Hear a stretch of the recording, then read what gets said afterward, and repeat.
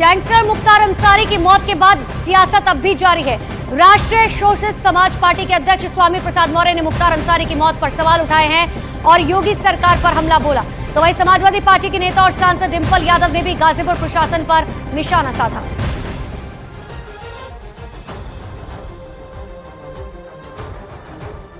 कानून नाम की कोई चीज नहीं रह गई है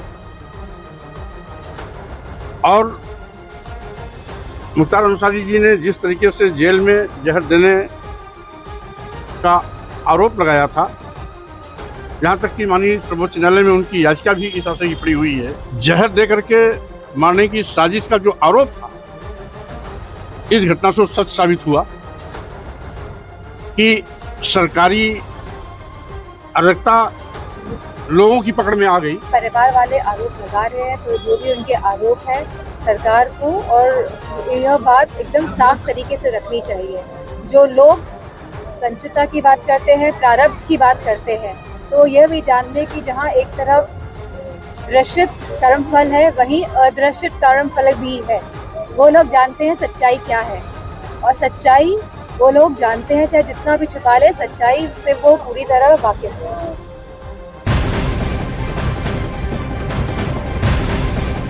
और एक बड़ी खबर आपको बता दें, तेज रफ्तार से चली आंधी और बारिश ने पश्चिम बंगाल के जलपाईगुड़ी जिले में काफी तबाही मचा दी है। जिले के अलग अलग हिस्सों में आंधी के चलते बड़े बड़े पेड़ उखड़ गए। तूफान की चपेट में आने से जिले में अब तक 5 लोगों की मौत हो चुकी है। देर शाम मुख्यमंत्री ममता बनर्जी जलपाईगुड़ी के हालात का जायजा लेने और प्रभावितों से मिलने पहुंची। उन्होंने इस दौरान उन इलाकों का भी दौरा किया जहां तेज हवाओं ने जमकर तबाही मचाई। 100 से ज्यादा लोगों के घायल होने की जानकारी है। पीएम मोदी ने भी जलपाईगुड़ी के लोगों के प्रति अपनी संवेदना जताई है। तो जलपाईगुड़ी में तेज आंधी और तूफान की वजह से अब तक 5 लोगों की मौत हो चुकी है। देर शाम की तस्वीरें आपको दिखा रहे हैं जब मुख्यमंत्री ममता बनर्जी वहां पर पहुंची थी और प्रभावित लोगों से उन्होंने मुलाकात की। एक डिजास्टर हुआ, एक ऐसा स्टॉर्म आया था कि 2-3 मिनट में बहुत सारे घर डैमेज हो गया, बहुत सारे आदमी को पूरा घर तोड़ गया और 5 आदमी मर गया और 2 अभी सीरियस भी है। तो जो एडमिनिस्ट्रेशन को जो करना है, एडमिनिस्ट्रेशन जरूर कर रहा है, they are on the spot, और वो करेगा भी उसका काम।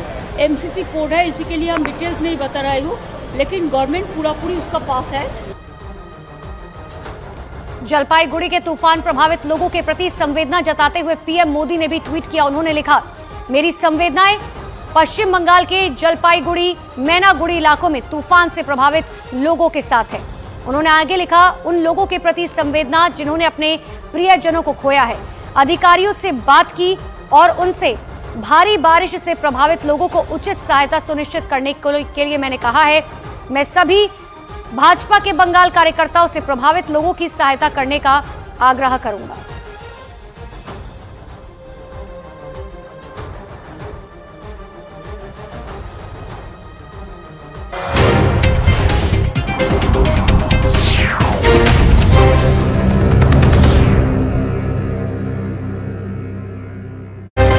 दिल्ली में बैठ के हमारे जो सांसद बनेंगे वे हमारी आवाज उठाएंगे, ये इसीलिए गठबंधन बना, इसीलिए जो है बड़ा।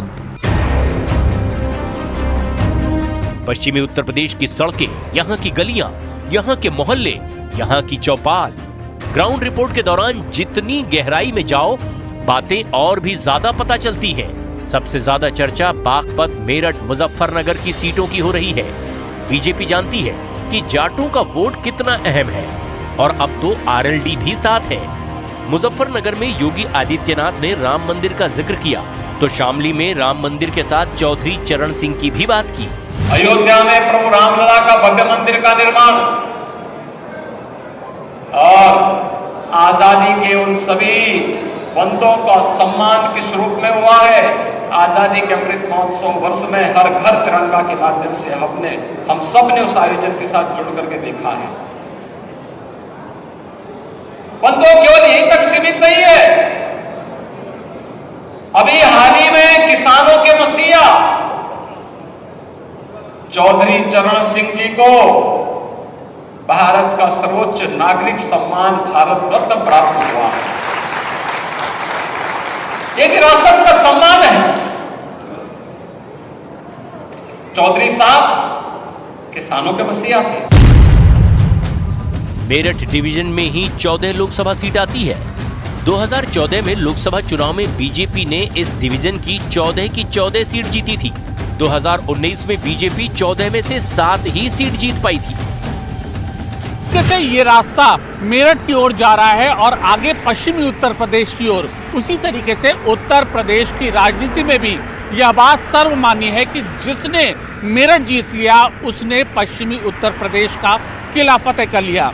और अगर ऐसा हो जाता है तो उत्तर प्रदेश में उस राजनीतिक पार्टी की राह बहुत ज्यादा आसान हो जाएगी और अपने विरोधियों को वो चारों खाने चित कर देगी।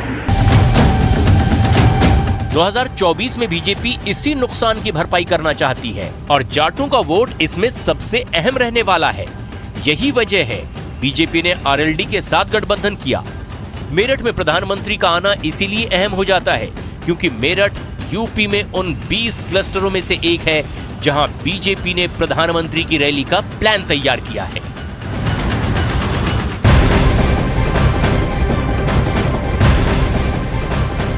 और आज दिल्ली के रामलीला मैदान में इंडिया की 28 राजनीतिक पार्टियां केंद्र सरकार के खिलाफ लोकतंत्र बचाओ रैली करने वाली हैं।